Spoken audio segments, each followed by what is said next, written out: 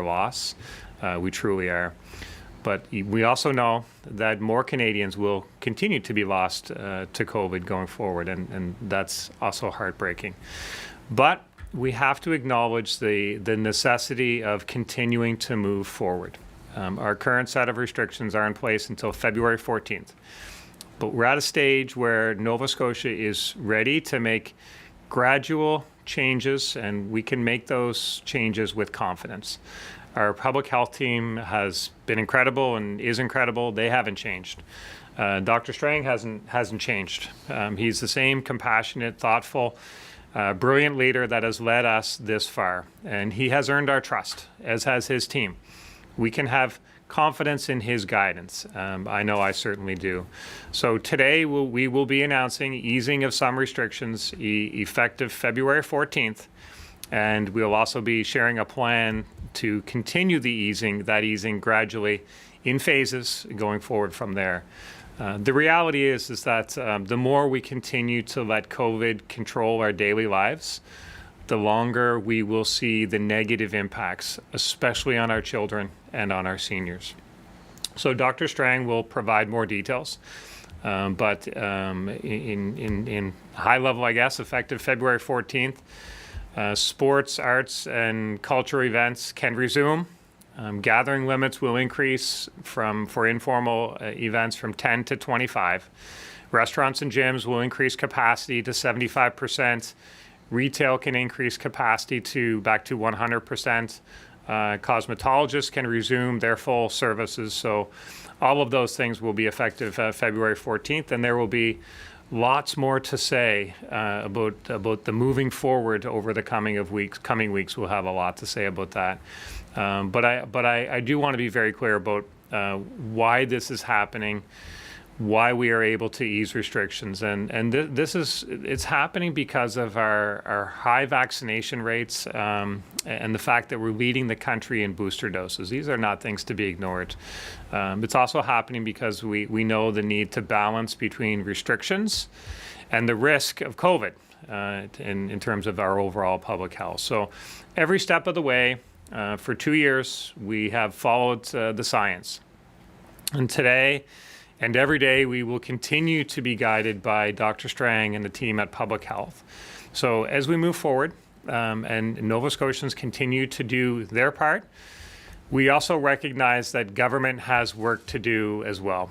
Everything we've done has been to support our healthcare system and make sure that it is there for each of us should we need it for any reason, and that remains the priority today. So we don't have to think too hard to remember the videos of people around the world banging pots and pans on their balconies and on their front doorsteps to show their appreciation and gratitude to our frontline heroes as they rotated through their shift changes. We all remember that. That admiration for our healthcare professionals and frontline professionals cannot change. In those moments, we were together. And we know that to move forward, we have to stay together and work together to take pressure off the system. And that means government has to take some immediate steps to increase healthcare capacity. So I'll say last week, all 13 premiers came together to discuss the state of healthcare in Canada. Everyone is experiencing challenges with their healthcare systems. It's consistent across the country. It is clear that Canada's healthcare system is significantly underfunded. Canada's healthcare system has struggled to meet the needs and treat COVID patients and non-COVID patients at the same time. It's been a struggle. Meeting with the other premiers, I was struck by the comments of one premier who shared a story where a constituent told him, just said quite simply, for 2 years, I've done everything that's been asked. I'm boosted, I'm vaccinated, I've got my kids home, I've done everything. But she asked him, what has the government done to improve capacity in the healthcare system? And I've reflected a lot on that question, as have the other premiers I know from talking to them. But it's clear that we have more to do as a government. So in Nova Scotia, one necessary step to increasing capacity is working with the long-term care sector to open more beds as quickly as possible. The biggest issue that we have in opening more beds in long-term care is that there's not enough workers. So there are people in hospitals that could be, better cared for in long-term care. There's space in long-term care, but they don't have the staff to open those beds. So this is something that we can do. And the fact that they don't have enough staff is happening at the same time that there are hundreds of continuing care assistants in this province who are trained and amazing at what they do, but they aren't working in their chosen field. And I don't blame them. To every Nova Scotian who might not fully understand the important work of a CCA, listen to Bruce Guthrow's song, What Makes a Hero. Watch the video. It's one of the most useful videos on YouTube. It's powerful. And in that song, Bruce says that a hero is someone who does what needs to be done and needs no other reason.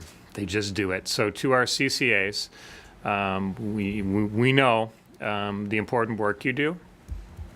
And we know that we have work to show that to you. So this week, our government is taking an important step to reiterate the incredibly important role you play in our healthcare system. You've been underpaid by almost every metric possible to look at it. I heard loud and clear last night on a call with hundreds of CCAs, some of the issues that they're facing, and the compensation was a big part of that. So I want them to know that today, we're taking steps to fix that issue. I'm happy to announce that we will be increasing the pay for every CCA in this province, and we will make Nova Scotia a pay leader with the raises that we're putting forward. So it'll work out to approximately 20 to 25% increase for CCAs. We'll work through those details with you, but it is effective tomorrow. So my message to those of you who have felt undervalued to the point that you left the profession, please come back. We need you now more than ever. We want you, we need you, we value you, and we respect you. If we can get people to return to the industry, it will have a incredibly positive impact and help us with our capacity issues. So I know it's not a silver bullet to everything facing healthcare, of course, but it's one tool, and we're going to do it. So that'll be effective immediately. Before I close and pass it to Dr. Strang, I do want to speak about education. The top line is, from everything that I hear, students are happy to be back in school, and that's very good. Yes, we are still seeing somewhere in the range of 20% students absent. But as one teacher said to me, look at the positive. That means 80% of our kids are attending school, and that's what's important. So like healthcare, our schools are functioning, but the systems are stressed. There's no question about that. So I just ask people, parents and family members and caregivers to please bear with the teachers and educators and the staff as they strive to find the balance between student well-being and student achievement.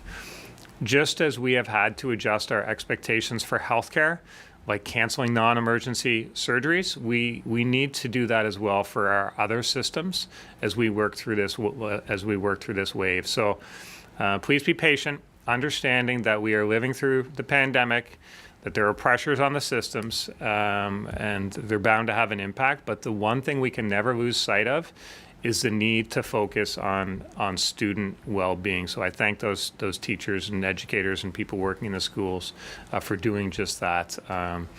But Dr. Strang, good to see you again. Good to see you in person. A step back, a step of or a show of optimism for folks. So thank you, Premier. And I also want to offer my condolences to the families who have lost loved ones to COVID-19 since our last briefing. This pandemic has taken so much, but none have suffered more than the families who will never see or hug their loved one again. Trying to protect people is what we've been doing for 2 years. It's why we've had restrictions and rules, things that have been frustrating but absolutely necessary. Today, I'm optimistic that things are improving, and I'm confident we are ready to start loosening restrictions. We have passed the peak in our Omicron wave and are seeing declining lab positives and long cases in our long-term care facilities and other settings where we've had outbreaks. The outbreaks are all substantively on decline. Even the number of new admissions to hospital looks like they've reached their peak, but we have to acknowledge that our healthcare system continues to be under tremendous pressure, with bed occupancy over 105%. So we need to do what we can to help ease that pressure. Omicron, while mild for many, especially for children, is more transmissible and continues to have significant impacts on our most vulnerable. That's why we're announcing a phased plan to ease restrictions starting on February 14th. We will continue to carefully balance limiting the impact of Omicron on our most vulnerable in our healthcare system while starting to get back to normal. Restrictions do come with their own set of serious impacts, economic, emotional, and physical. It's been especially hard on children, youth, and the elderly, and there have been many mental health consequences. But here are the things we are looking for as we ease restrictions, and this will help guide us through our phases. Looking to see continuing declining lab-positive cases, continued declining hospitalizations and new admissions for COVID, continued decline in cases in long-term care and other vulnerable settings, improvements in our health system capacity and workforce pressures, and continuing to build on our already good already good population immunity from both vaccine coverage and recent infections. These are all important factors that we will consider how and when to further ease restrictions. But based on experience, science, and the proven impact of vaccines, especially against severe disease, I'm confident that we can safely start to ease restrictions. Contrary to what you may be reading and watching about the protests in Ottawa and even here in our own backyard, vaccination is safe and critically important to our ability to ease restrictions. Nova Scotia is one of the leaders in the country in our vaccine uptake, including for children and for those for the percentage who have booster doses. And while vaccine itself may not protect all infections, there is no doubt that it offers substantive protection from serious illness, hospitalization, and death. The situation in our province would have been much, much worse if it were not for our high level of vaccine coverage.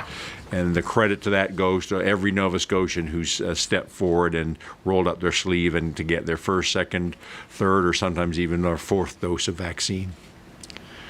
So while part of me would love to say we're done with COVID and throw the doors of our province wide open, it's my job to weigh the risks and benefits and recommend an approach that continues to protect the most vulnerable and our healthcare system in the least restrictive way possible.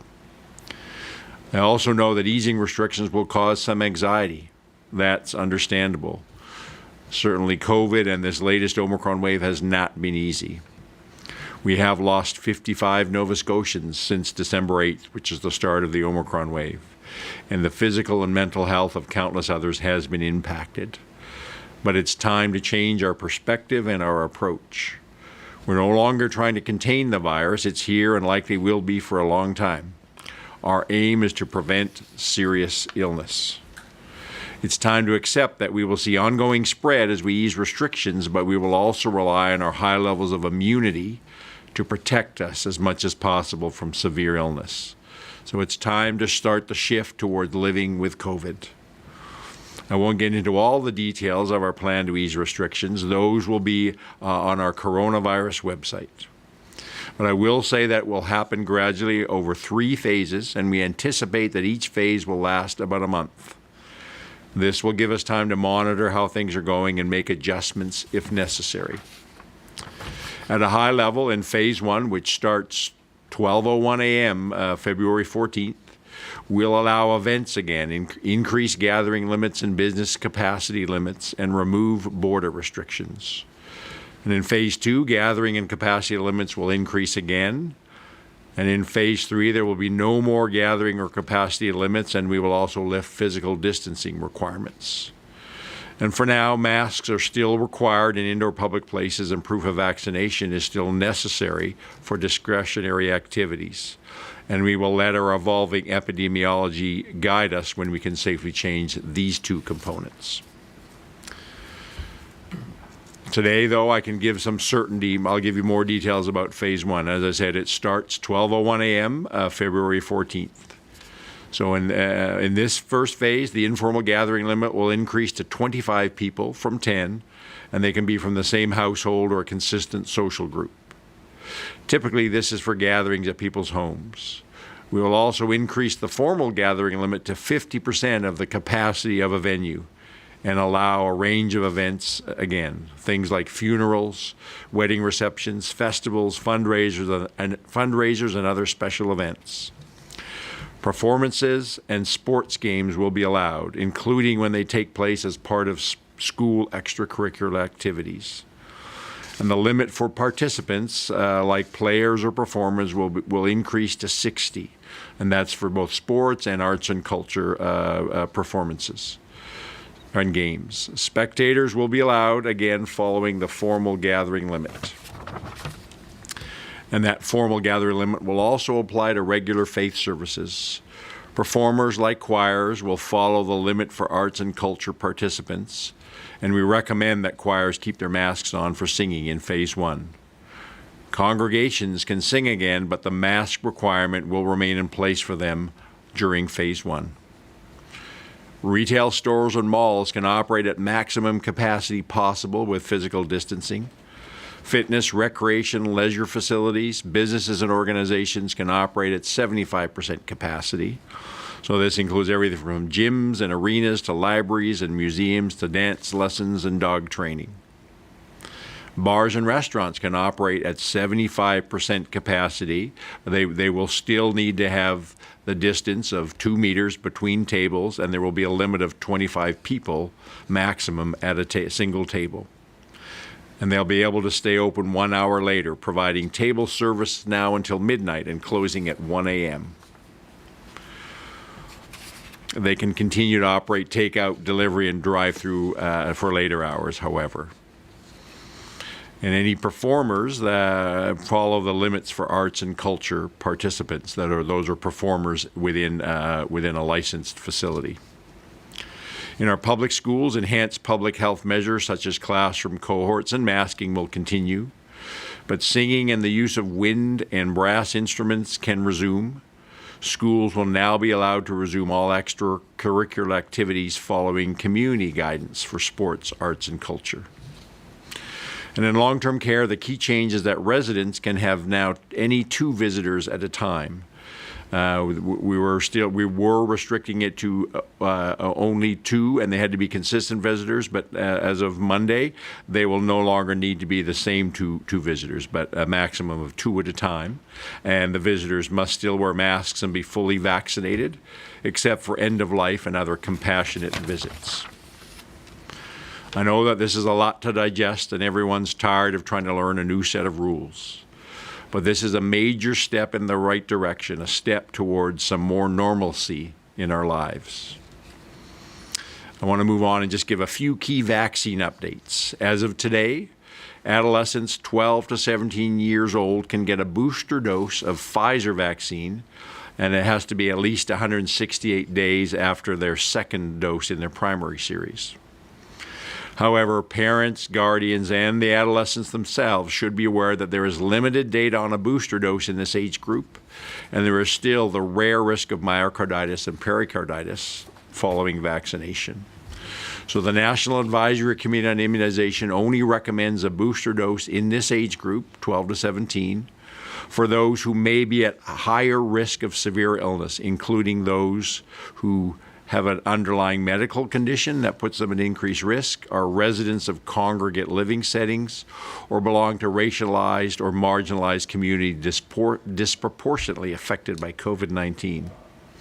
NACI has not recommended a booster dose for all adolescents, given the risk of severe illness is generally quite low, especially for those who have already had their first 2 doses of vaccine. But if your child does not fall into one of the above groups I listed, and you still want to have them give them a booster dose, you can do so, but please review the information that will be available on our online booking site and make an informed choice.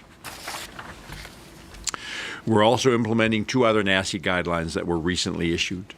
The first is a recommendation that children 5 to 11 who are moderately to severely immune compromised at the time of their first or second dose in their primary series now receive a 3rd dose of vaccine to complete their primary series.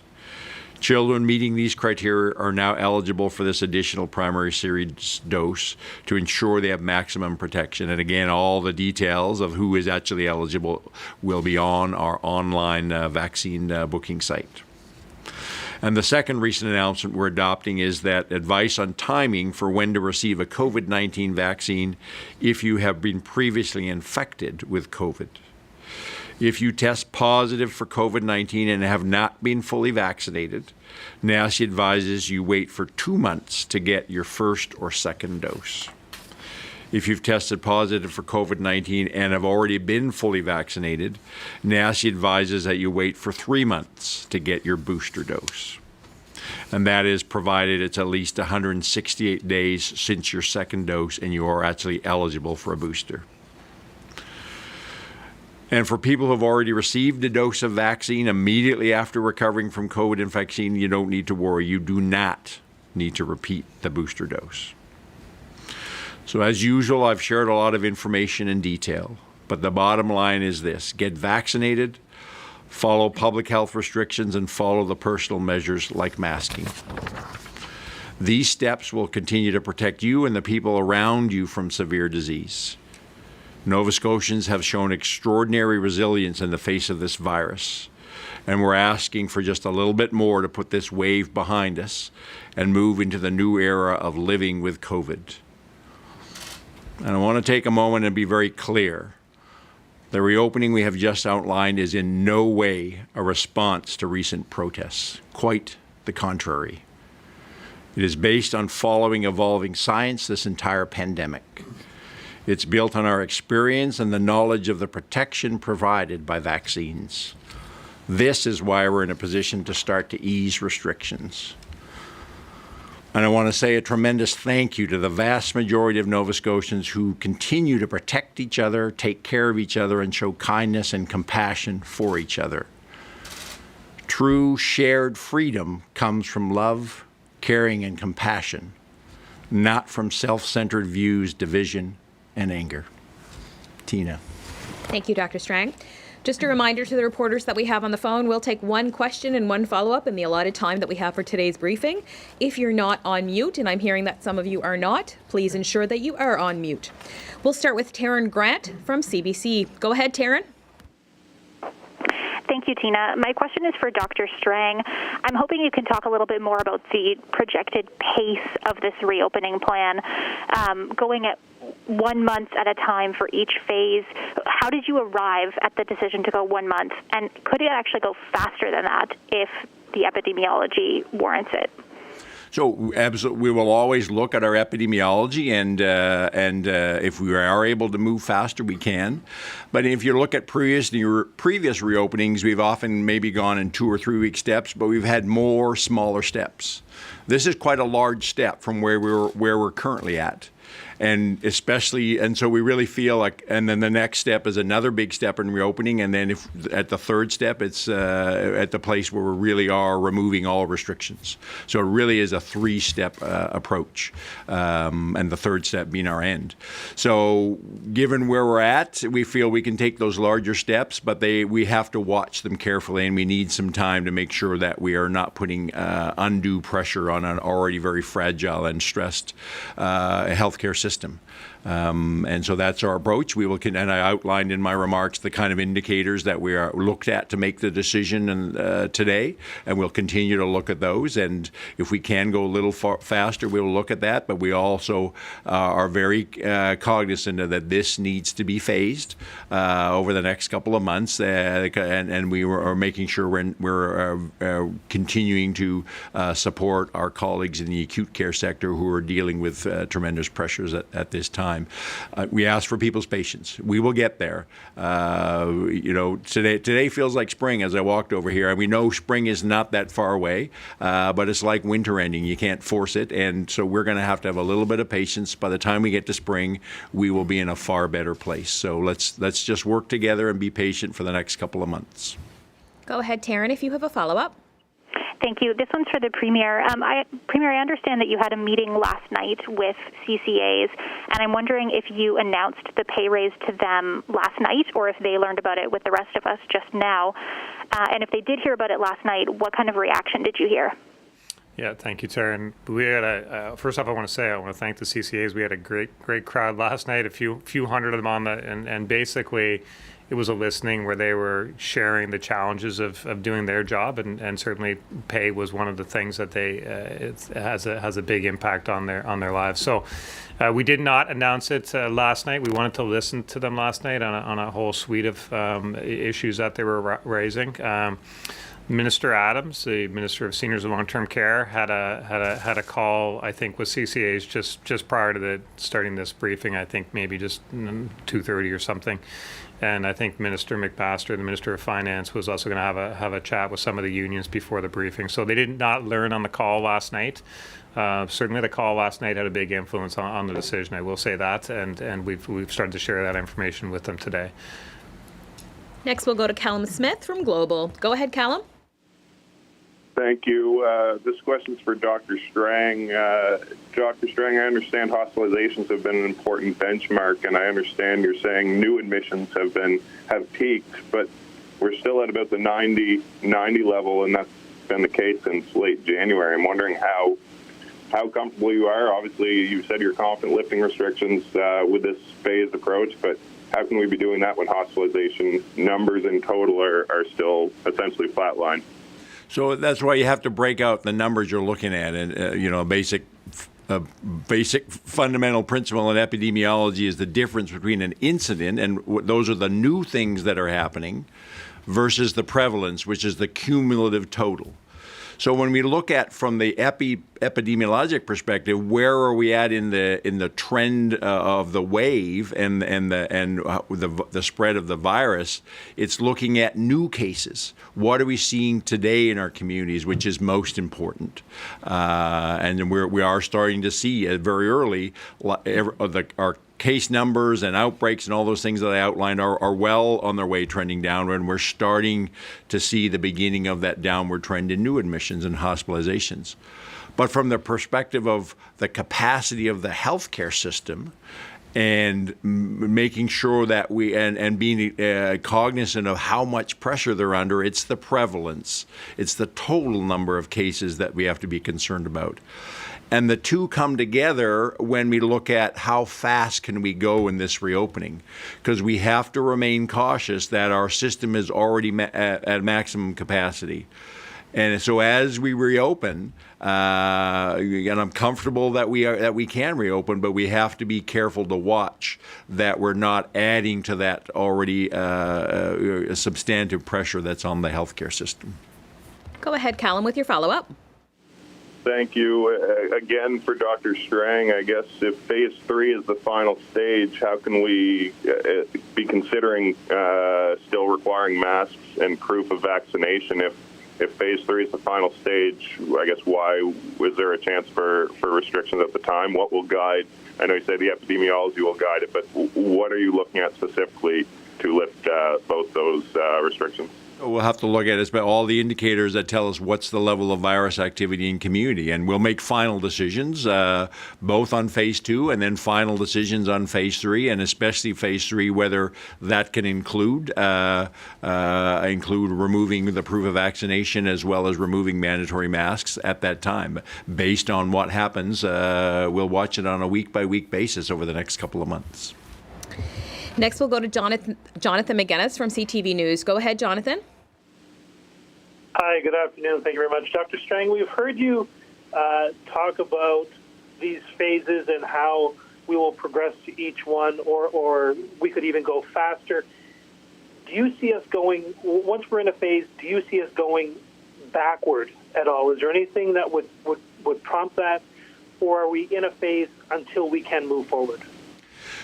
So there's always the possibility of some new variant or change that I'll never rule that out, right? But I really see that unless there's a very significant unexpected development globally around variants in this virus, we are on a progress that is forward facing, continuing to move in that, and it's not so much about going backwards, but also are we on the right? What is the right timing for the next step in our forward progress?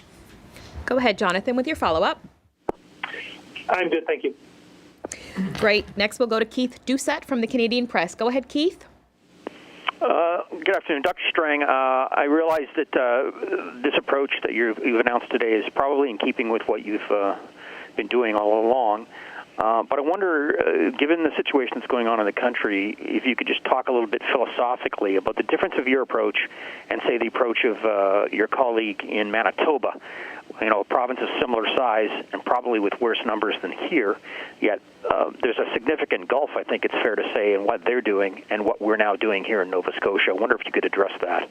So a couple of things. I was on a national call yesterday. We were with my chief medical officer colleagues, and we did a round table. And there's actually a lot of consistency. We're all going within the next couple of months in a very similar kind of sequenced reopening. Some are just going a little faster than others. Each province, throughout the whole pandemic, there's been these variations where different contexts, different decision making. We've never compared ourselves and said, well, we have to follow another province. We've always done what's right here in Nova Scotia.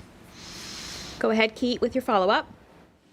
Yeah. Okay. And one for the Premier on the CCA increase. It's not insignificant. It's rather large when you look at what most public servants have been getting in the last 10 years or so.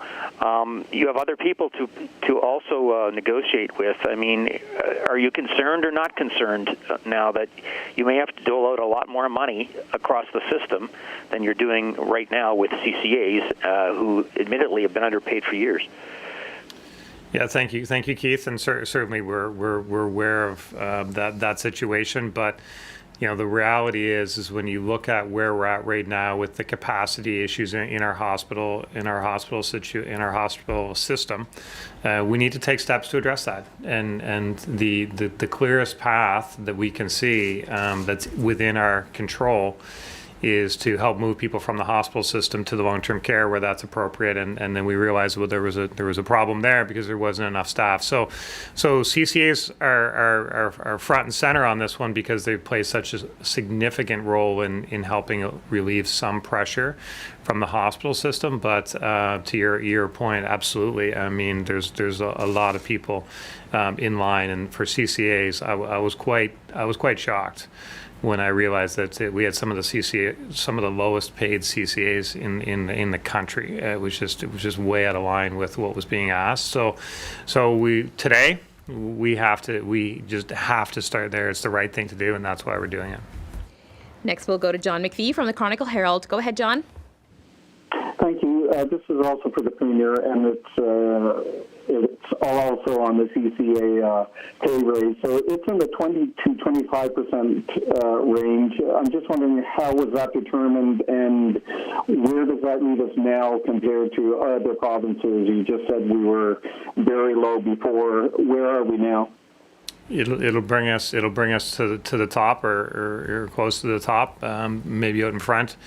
So in terms of the range of 20 to 25%, there's a number of factors in different agreements on a number of hours worked per day versus the breaks and lunchtime and all. There's just a number of factors, but the message to CCAs, and certainly the message that was reiterated quite strongly last night in the call with hundreds of them, was that it was time to address that issue, and it was also very clear, and it is very clear, that the underpayment is having a significant impact on our ability to care for our seniors, and having a significant impact on our hospital capacity issues. So it's not insignificant. We're trying to, as a government, as still a new government, we have a lot of issues that we have to kind of catch up on and deal with, and things that have been kind of languishing. We're not in the languishing team. We're in the doing team. So we're getting to work on a lot of these files. Go ahead, John, with your follow-up. Thank you. This is for Dr. Strang. In recent news releases, there's been a consistent number of new outbreaks in hospitals and in nursing homes. I'm just wondering, can you give a general overview of what the situation is there, and if that's a concerning thing for you? Well, I mean, both those outbreaks are a reflection of the level of virus activity in community. So for hospitals, it's, there's a lot of attention being paid to, infection control measures and people, staff wearing personal protective equipment. But it's inevitable that there is going to be, with such an infectious variant that's highly prevalent, that's going to be spread into hospitals. So it's part of what's putting pressure on hospitals. And but those numbers are starting to, they will start to come down as we start to, as they start to reflect the decreased virus activity in communities. The same thing in our long-term care facilities but we're actually, when you look at the overall number of outbreaks and the total number of staff and residents involved, that has been trending downwards substantively. And I think actually our long-term care sector and the outbreaks there is actually a very positive story around the benefit of vaccines. We have most of our long-term care residents have had a booster dose. So even though we've had a large number of, I don't have the exact number in front of me, a large number of residents who have been ill, we've had just slightly into double digits in terms of number of hospitalizations and even a lower number of deaths. So certainly, even though there's been a lot of illness amongst residents from COVID-19, there's been a very small percentage of them who have gotten ill enough that needed to be hospitalized, and I don't mean to diminish the deaths we've had, but the number of people that have died has been relatively small from a percentage perspective. The key reason to that is quite clearly the impact of the decision to provide booster doses of vaccine to our long-term care residents as soon as we were able to, and based on the NACI recommendation. That has saved a lot of lives. Next, we'll go to Paul Bacon from All Nova Scotia. Go ahead, Paul. My first question is for Premier Houston. A few days ago, your Economic Development Minister met with business organizations who were looking for a beefed-up sector import support program. With restrictions easing on Monday, is that something your government is likely to pursue? Pursue in terms of reevaluating the support programs? Is that the question? That's the question.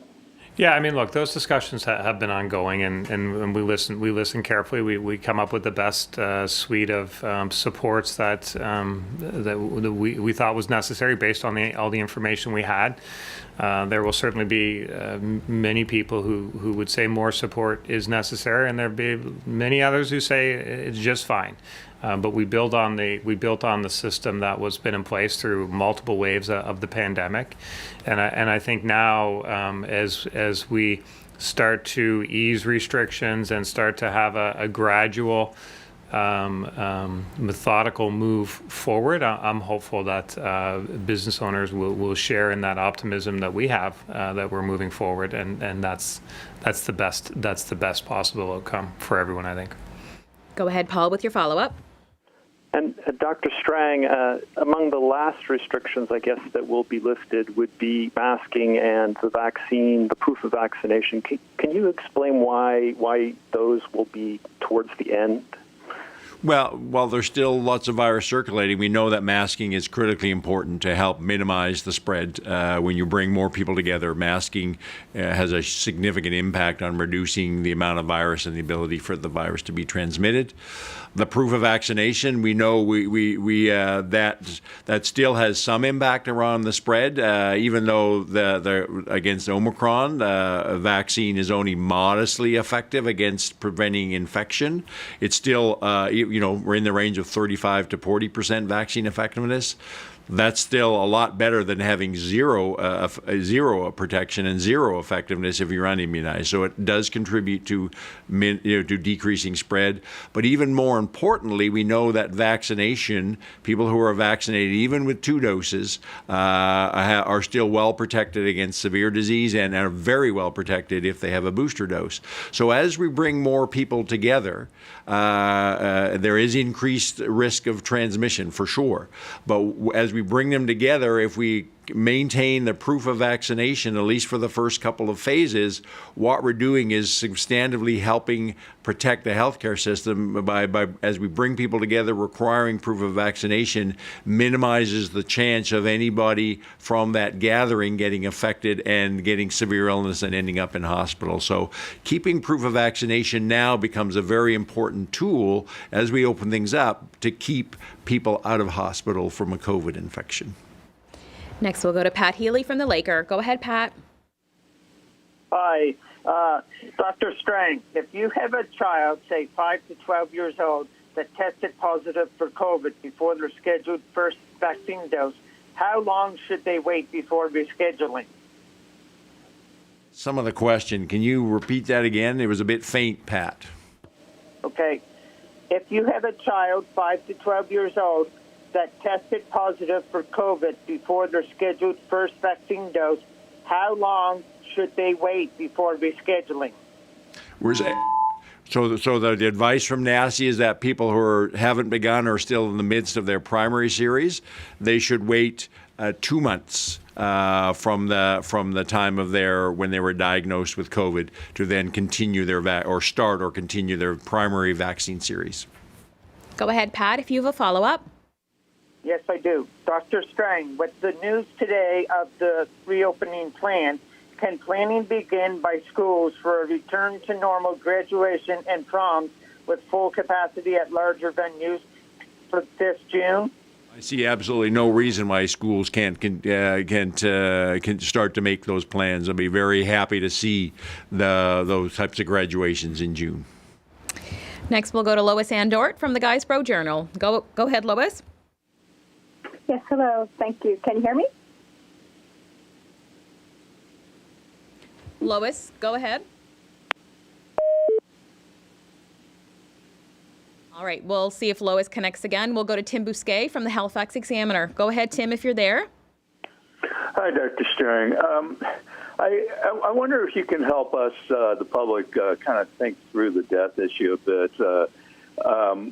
Recognizing that we're doing this balancing act between the cost of restrictions and the risk of death and COVID, still it does strike some as complex. I'll say that you're announcing easing of restrictions on the same day that 5 people have died.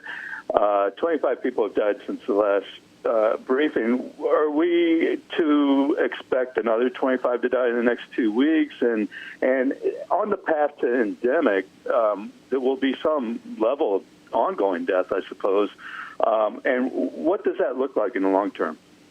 I mean, I'm not going to speculate on what that looks like in the long term. Part of moving to living with COVID is accepting that, in fact, we now have another respiratory virus that for some people, because of age and underlying health conditions, may put them at risk of severe disease, ending up in hospitalization, or may contribute to their death. That is no different than what we have with whether it's influenza or a whole range of other infections. We have to return to for longer-term sustainability, the ability for COVID. Most people are not, when they're vaccinated, are at low risk of severe disease. There are some people that are at much greater risk. So for me, what this calls on, we have to lift the restrictions, and we'll be talking more about this in the coming days over the next week or so, as around for those who remain at increased risk, what do they need to do to keep them to build in layers of protection? But as much about what is for the rest of us, what are our obligations about starting with us getting vaccinated? us taking more precautions when, say, we want to visit an elderly relative or a friend or somebody that may be in our classroom that has an underlying health condition. What things are we prepared to do to make sure that they have some layers of protection around them? But I think it's a fundamental point that that we need to make, that it can't be all about just ourselves. We have to be aware that there are others around us in our communities that are at increased risk, whether it's COVID, whether it's flu, whether it's a whole range of other things.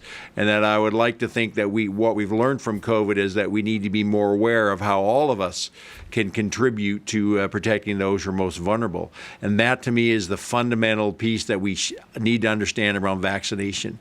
Vaccination is what you do to protect others around you. And I want those who aren't vaccinated to hear that.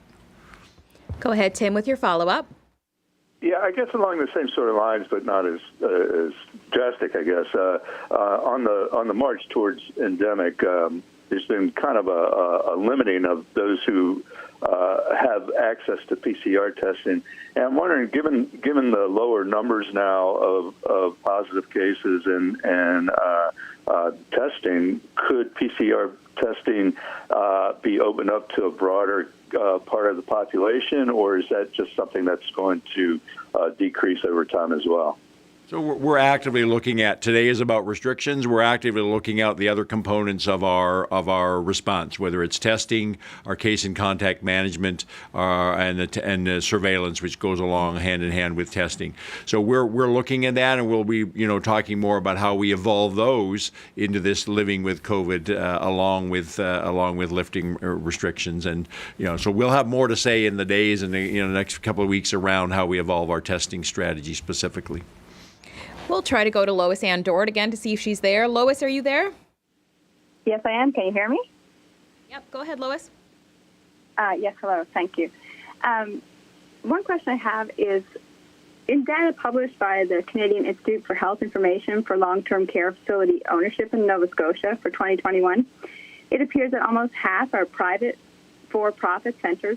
Will the announcement on wages for CCAs affect those homes? Yeah, so thank you, Lois Ann, for the question. And essentially, if a CCA is working in a home that's funded by the government, then this raise will flow through to them, and that's the vast majority of CCAs in the province. Go ahead, Lois Ann, if you have a follow-up. Yes, I do. Thank you. There was an announcement the other day about delayed diagnosis and treatment of cancer within the province due to COVID. Is the province keeping track of what is going to end up being collateral damage due to COVID, both for cancer patients and other people with other serious illness? So my understanding is that our cancer care program and other kind of programs of care are certainly aware and are looking at some of those impacts and quantifying them and coming up with plans about how to address them as soon as they're able to. That's why it's important that we focus and not put more pressure on our healthcare system over the next couple of months, so we can start to reopen those other programs of care as soon as we are able to. And that's all the time we have for questions today. Go ahead, Premier. Thank you, Tina. Thank you, everyone, for the questions. I know the reopening plan for some people will be too slow, and for others it'll be too fast, and they'll be a little bit nervous about that. But I want Nova Scotians to know is obviously this is a balance, and it's one that Dr. Strang and I constantly consider. We consider it and talk about it each and every day. Public health not only has to consider the impact of the virus on our physical health, but it also has an obligation to consider the mental well-being of our province and the impact of lockdowns and restrictions on Nova Scotians. Public health and Dr. Strang are looking at the whole picture, and they're giving advice they feel is beneficial to the majority of the public. And those are the restrictions and reductions of restrictions that we want to move towards. So, for anyone asking if this is the right thing to do, I just remind you, trust the team at Public Health who have taken us through this far, who have led us through the pandemic. And with Valentine's Day coming up on Monday, Just a reminder to Nova Scotians to think local when making purchases. Our small businesses have certainly been hit hard by COVID, and I'm also sure that more than a few spas would be happy to sell some gift certificates right now. I encourage everyone to show their local businesses some love as we move forward, and certainly as we move forward into Valentine's Day. But thank you for your patience, and thank you for your cooperation with the public health measures. Thank you, everyone.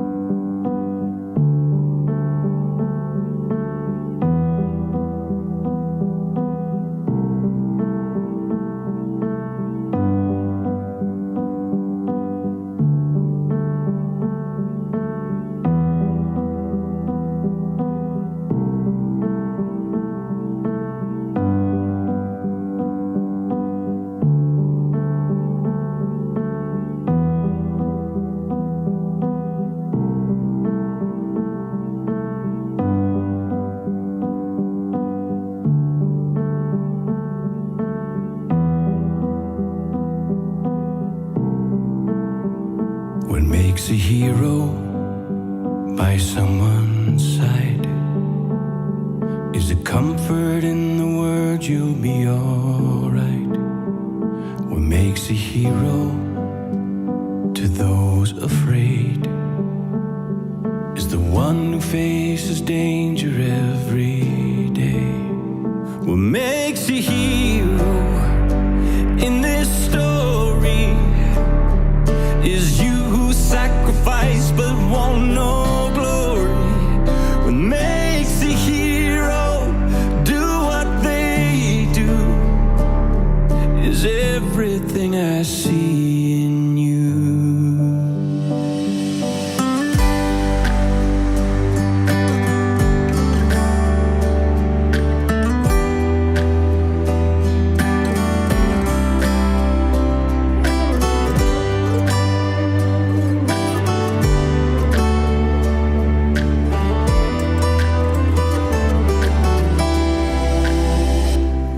A hero for those who pray, are the hands that offer hope for one more day.